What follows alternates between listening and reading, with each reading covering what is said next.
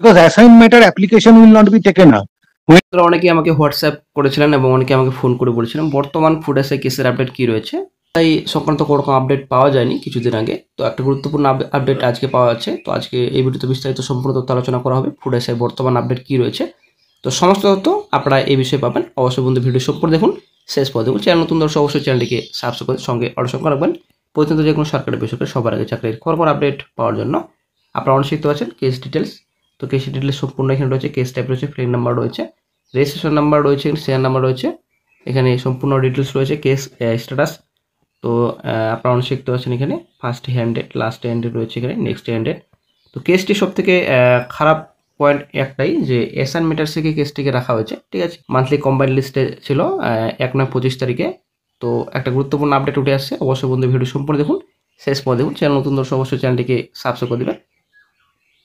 তো আশা করি আপনারা এর আগের আপডেটটি জানেন যে গত 18 আগস্ট আইনজীবী শামীম স্যার, তো উনি কিন্তু ফুড এসআই মামলা মেনশন করার জন্য বিচারপতির কাছে রিকোয়েস্ট করেন জাস্টিস সৌগত স্যারের বেঞ্চে, ঠিক আছে।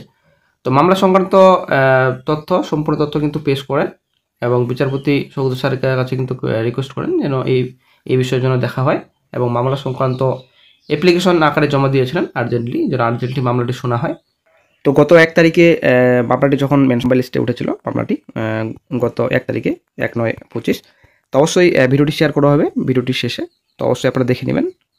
তো তারপর বিচারপতির সাথে কথোপকথন হওয়ার পর উনি কিন্তু সেপ্টেম্বরের মান্থলি কম্বাইন্ড লিস্টে কথা বলেছিলেন, অ্যাপ্লিকেশন হেডিংয়ের তালিকায় মামলার মেনশন অনুমতি দিয়েছিলেন।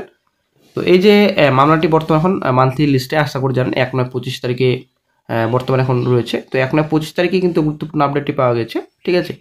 তো সেই অনুযায়ী সেপ্টেম্বর মাসের মান্থলি কম্বাইন্ড লিস্টে কিন্তু মামলাটি অন্তর্ভুক্ত হয়। তো একটা কিন্তু সমস্যা তৈরি হয়। সমস্যাটা কি, যে এই যে সেপ্টেম্বর মাসের তালিকা প্রকাশিত হয়েছে, তো অ্যাপ্লিকেশন হেডিংয়ের জায়গায় মামলাটি পুনরায় কিন্তু এসআন ম্যাটার্সে হিসাবে কিন্তু তালিকাভুক্ত হয়। তো আসলে একটা সবথেকে সমস্যা এটাই, এসআন ম্যাটার্সে কিন্তু কেসটি বর্তমানে রয়েছে এখনও অবধি। তো এসআন ম্যাটার্স বিষয়টি নিয়ে যদি আমরা একটু জানাই আপনাদের, তো এক্ষেত্রে যে বিচারপতির কাছে মামলা অ্যাসাইন করা হয়, বিচারপতি মামলা শোনেন 5-6 মাস অন্তর।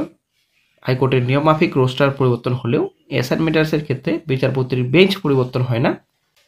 তো এখন আপনাদের জানিয়ে রাখি যে এই যে আইনজীবী শামীম স্যার, তো উনি কিন্তু পূর্বের বা বর্তমান বিচারপতির কাছে মামলা অ্যাসাইন ম্যাটার হিসেবে তালিকাভুক্ত কিন্তু কোনো রকম করার নেই।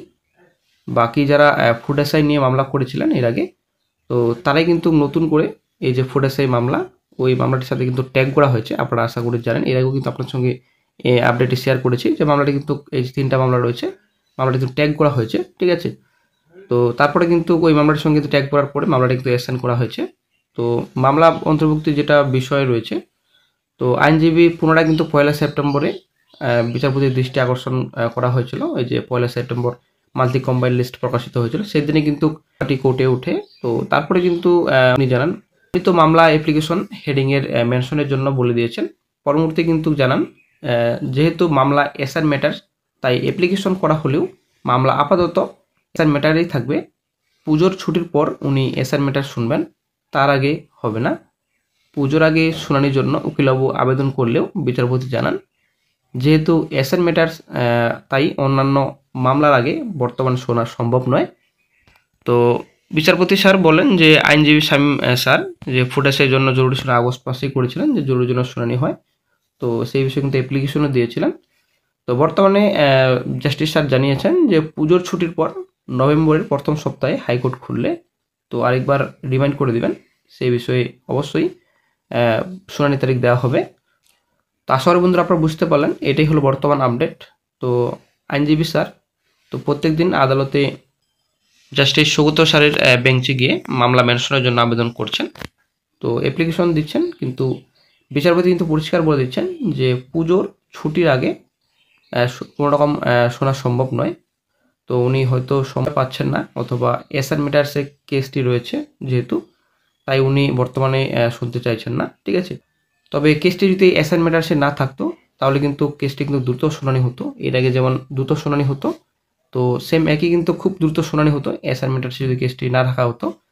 তো এখন বর্তমানে আসলেই যারা ফুটেজ সংক্রান্ত মামলার আপডেটটি জানতে চেয়েছিলেন, তো আসলে ব্যাড সব থেকে। তো এখনও কিন্তু পুজোর পরেই হবে, এখন কিন্তু কোনো কিছু আর করা সম্ভব নয়। তো আমরা সকলেই চাই যেন যে মামলা হয়েছে ফুড এসআই খুব দ্রুত যেন মিটে যায়। তো তার জন্য কিন্তু যারা কেস করেছেন এবং আইনজীবী যিনি রয়েছেন, আইনজীবীদের পক্ষ থেকেও কিন্তু খুব দ্রুত মামলাটির জন্য শুনানি হয় এবং শুনানি হওয়ার পর যেন মামলাটির ডিসিশন খুব শীঘ্রই আসে তার জন্য কিন্তু চেষ্টা চালানো হচ্ছে বর্তমানে। তো এখন কিন্তু পুজোর পরেই হবে যা হওয়ার। of food aside. That application should be taken on. We are crossing the H1 So let it appear under the heading application. I have directed. It is yes, because assigned matter application will not be taken up. When application will be taken up, I will consider. But in assigned matter, it will appear under the heading assigned. Application is not assigned. As main matter is assigned, it is already appearing in the list. So you remind me after vacation. In this side of vacation, is not possible. My lord, Yes.